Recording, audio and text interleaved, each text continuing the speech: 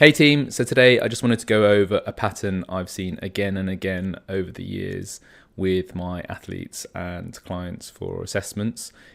And it's a pattern that I see in people who train a lot with the barbell that has been linked to a whole host of issues all over the body. So it links well to foot issues, knee issues, low back issues, hip pain, even upper body mechanics as well.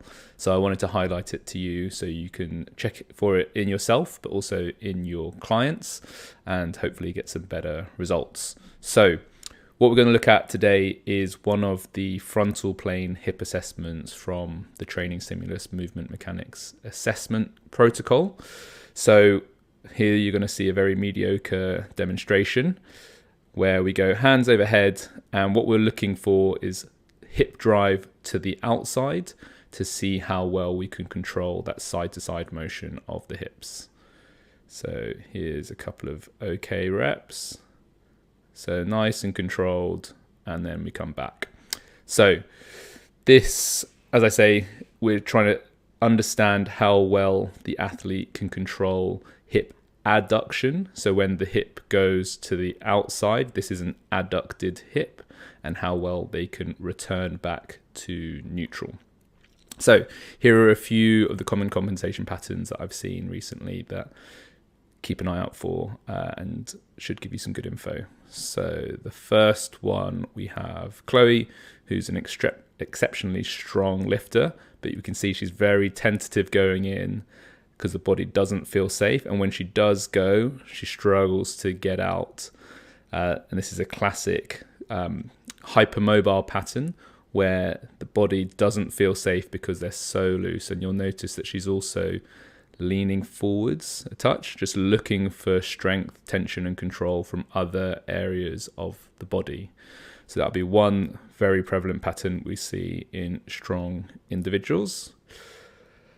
Another one we'll see here with Louise is that she just doesn't really go far into adduction at all. So you can see it's quite tough, touchdown, and just trying to get the hip outside the foot, and it doesn't really go. And you might think that she's stiff, unable to get into that hip, but we can compare that with our mobility assessment, which should be coming up just now. And we can see she's actually got a huge amount of available hip adduction if we change the environment. So if she goes even further out here, like if we compare this displacement of the hip outside the foot to what she's able to achieve in the stability assessment, it's night and day really. So this we would describe as she's a can't get in because she can't get out. So that means she can't get into the range because she's so loose through that lateral hip that the body doesn't feel safe enough to let her go there. So we need to give her more stability to actually unlock the mobility in the movement pattern that matters. Okay, so next we have Alison, I believe. Oh no, we've got Louis. So Louis is having a great time, and he has a very interesting assessment here. First thing is very unstable, as you can tell, losing balance, having to touch down. But I think we see it even better on the other side. It is true of both sides. But yeah, this one's even more pronounced. I want you to look at his upper body. So one, he is very unstable and he's struggling with the movement overall. But if we look at how far over he goes into that side bend, so look at this spine angle. He's got huge amounts of lateral flexion through the spine, but not very much hip adduction. So in order to achieve the task we've set him, his upper body is doing the movement to compensate for the fact that the lower body is really struggling. And we quite often see these compensation patterns in the body where, because we don't have much mobility or control of a certain joint motion, neighboring or related parts of the body try to pick up the slack. So his strategy has been to become hypermobile through side bending in the spine to compensate for the fact that he hasn't got great hip adduction. So that's another big common compensation. Now I've got Alison, and Alison's a dancer, so she is very flexible, but you'll see she's got loads of adduction here, but similar to what we've seen before, not a huge amount of control. So she goes over there and then just has nothing to come back with. So we'll see that once more. Falling, and there we go. Here we've got Tash, another very strong athlete. Same sort of deal. To see the change in speed is what we're looking for in this example.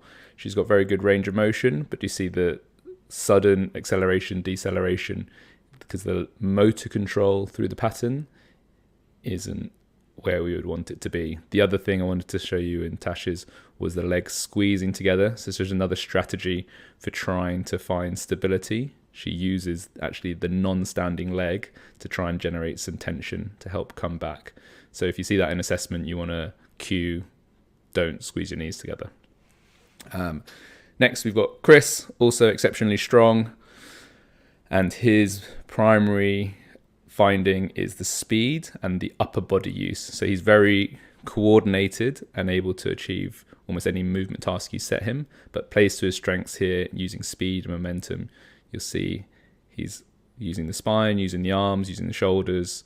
So he does the task, but the primary thing we're testing is this frontal plane hip control. As you can see, if we just look at the hip, there's a lot of variation in the speed and smoothness of getting there, and he's modulating the movement using the upper body.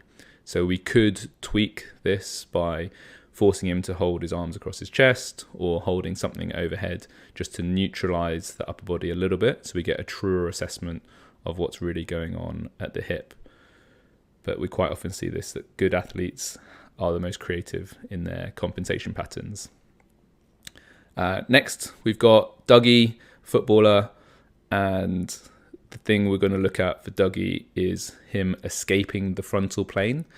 So what he has done here is rotate right. So if you look, his eyes are going around to the right rather than looking forwards, and his right shoulders drop behind, left shoulders come in front.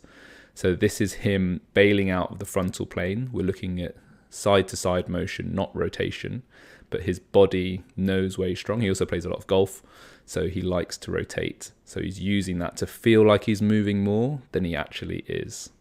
So watch a couple of reps. You see how he turns as he side bends. So he turns, and then he comes back. So it's another big telltale sign that they don't like the frontal plane. And then finally, I thought I would show you a decent one. So we've got Hugo here. He is not a major barbell athlete. He plays a lot of racket sports, and it's not perfect, but it is pretty good in terms of the controls, relatively smooth through the range. I would say he does more with the upper body than is ideal, but we get a decent amount of hip adduction. Let's see that again. Decent amount of hip adduction, smooth and controlled through the range, which if you haven't practiced this test is about all we can ask for. And I guess the lesson here is that Hugo isn't doing a huge amount of bilateral lifting. He is playing racket sports where he's changing direction a lot, he's on single leg a lot, and as such he has just naturally developed a good amount of lateral hip stability. And lateral hip stability, even in the barbell bilateral lifts, is super important. Controlling hip adduction is very closely linked to maximum force production. It's how we control the valgus, which is heavily related to how hard we can push into the floor. So if somebody is having issues in their bilateral barbell movements, this is one of the most important assessments we have in the protocol to understand where their limiter might be, because it also ties well to overall glute recruitment, which is obviously a huge part of hip stability and maximum force generation. So I hope you found that useful. Maybe go home or in the gym, give it a try to see how you do. Compare your left and right to see if there's a major difference from one side to the other. Try it on some friends, family and clients. It's a great warm-up for any lower body stuff to get glute med and the lateral chain active before a heavy lifting session. But yeah, any questions, please let me know in the comments, and have a good day. I'll speak to you soon.